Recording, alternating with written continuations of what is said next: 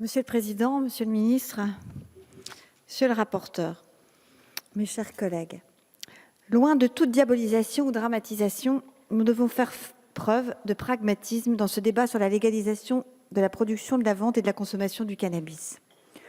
Au fond, nous partageons tous le même constat. Le commerce illégal du cannabis est un phénomène massif aux conséquences délétères pour les quartiers et leurs habitants. L'usage du cannabis n'est pas récréatif. Répondre à ces difficultés par la légalisation est à mes yeux une mauvaise réponse. D'abord, avant tout, car elle néglige la dangerosité du produit. Cette dangerosité fait consensus et a été maintes fois démontrée, y compris par la mission d'information sur la réglementation et l'impact des différents usages du cannabis. L'argument alors mobilisé est la traditionnelle comparaison avec l'alcool et la cigarette. Pourquoi interdire le cannabis alors que ces produits plus dangereux en termes de létalité sont eux légaux? Ce raisonnement n'est pas convaincant, car il revient à relativiser les risques propres à ce produit psychotrope.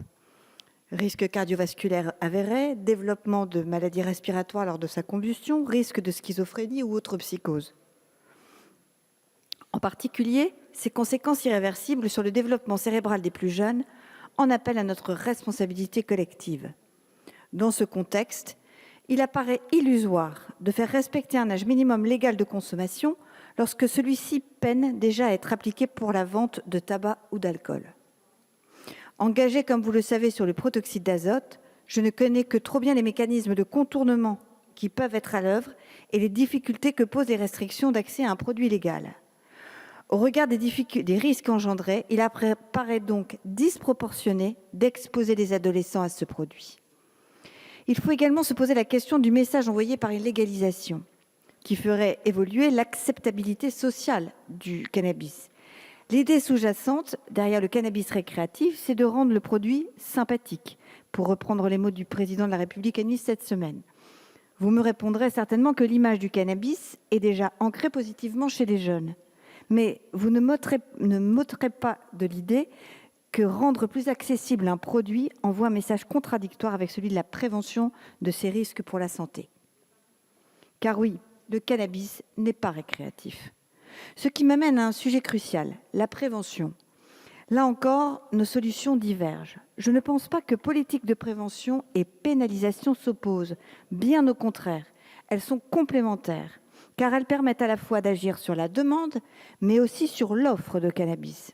Ainsi, au Canada ou au Portugal, la baisse de la consommation chez les jeunes n'est pas imputable directement à la dépénalisation, mais bien aux investissements massifs dans la prévention et le traitement de l'addiction. Il convient alors de lever les différents obstacles et de développer une réelle politique de santé des addictions, transversale et pluridisciplinaire, notamment le renforcement des compétences psychosociales dès le plus jeune âge, expérimenté par la Mildeca, qui apparaît comme une solution très efficace mais encore trop peu développée. Ces solutions rejoignent d'ailleurs directement les conclusions des éducateurs que j'ai pu rencontrer sur le terrain et qui confirment que, loin d'être festif, le cannabis est pour beaucoup une échappatoire face à des problèmes plus profonds. Cette politique ne peut pas se passer de la lutte contre le trafic de cannabis. Il en va notamment de la sécurité des familles vivant dans les quartiers touchés, mais aussi des fausses perspectives économiques couvertes par ce commerce de subsistance. Nous ne pouvons pas nous appuyer sur un hypothétique assèchement des trafics, sur lesquels nous n'avons que peu d'éléments probants au travers des exemples étrangers. Ce que réclament les populations sur le terrain est clair, la sécurité pour eux et pour leurs enfants. Pour toutes ces raisons, nous pensons que notre réponse doit être celle de la responsabilité en matière de santé publique, sans pour autant abandonner la lutte contre l'offre illégale. Nous voterons donc contre ce texte. Je vous remercie.